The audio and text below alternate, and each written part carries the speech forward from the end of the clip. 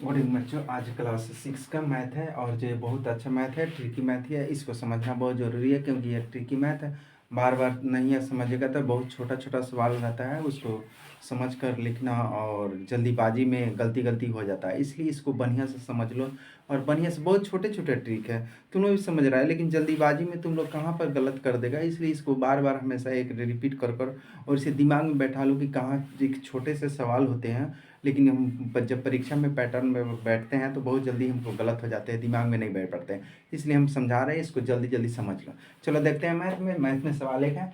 कह रहा है कि 100 तक की अभाज्य संख्याओं को सूची देखिए, जो दो क्रमागत अभाज्य संख्याओं में न्यूनतम एवं अधिकतम अंतर क्या है।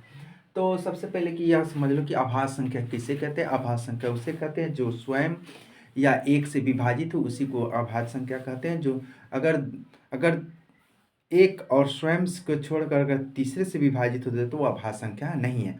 तो इसलिए अभाज्य संख्या उसे कहते हैं जो स्वयं अथवा एक से विभाजित हो, उसी को हम अभाज्य संख्या कहते हैं। तो देखते हैं कि अभाज्य संख्या क्या क्या है और उसको घटाने का, और न्यूनतम क्या है, अधिकतम क्या है, किस संख्या में सबसे ज़्यादा अभाज्य संख्या है, कहाँ से कहाँ क्या है, उसको बता रहे हैं। ध्यान से सुनो।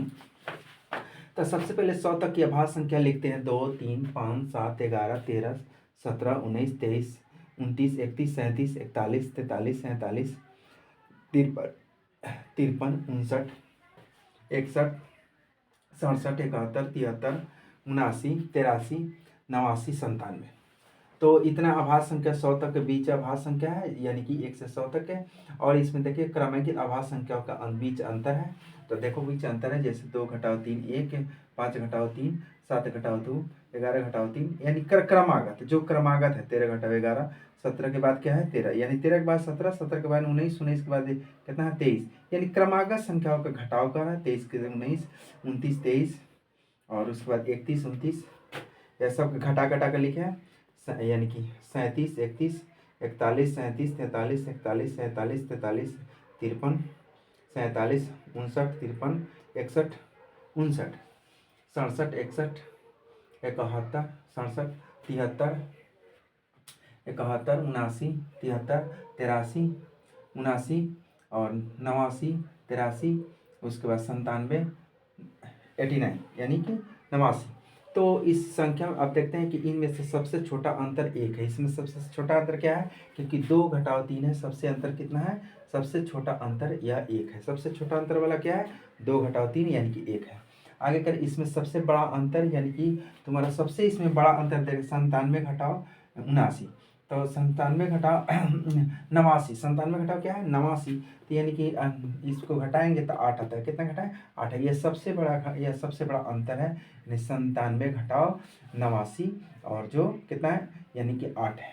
और कह रहा है कि इसमें कम आभाज्य संख्या, इसमें कह रहा है कि सबसे कम आभाज्य संख्या, तो सबसे कम अभाज्य संख्या जो है यानी 90 से लेकर 99 के दशक में है। किसमें है, यानी 90 से लेकर 91 से लेकर 100 तक कहो, चाहे 90 से लेकर यानी कि 90 से लेकर 99 के बीच सबसे कम अभाज्य संख्या मात्र सिर्फ एक है। मात्र कितना है, वह सिर्फ क्या है संख्या, यानी 97 है। वह संख्या कितना है, यानी 97 ही, या कहीं 90 से लेकर 99 के बीच 97 ही ऐसी संख्या है, सिर्फ एक ही अभाज्य संख्या है। चलो आगे है, कह रहा है इस संख्याओं में सबसे अधिकतम अभाज्य संख्या, तो सबसे अधिकतम अभाज्य संख्या जो है 0 से 9 और 10 से 19 के बीच है, माने के बीच है। तो इसकी संख्या समझ में लो कि मान ली कि जिसकी संख्या 4 4 है, इस दोनों में कितना है, इन दोनों में 4 4 अभाज्य संख्या है। कितना है 4 4 अभाज्य संख्या है। तो देखो बीच की संख्या, जैसे 0 से 9 के बीच कितना 2 3 5 7, ये 4 हो गया। अब फिर कर 10 से 19 के बीच, 10 से 19 के बीच 11 13 17 19, यानी दोनों में 4 4 अंतर है। सबसे ज़्यादा अभाज्य संख्या यानी 0 से 9 और 10 से 19 के बीच है।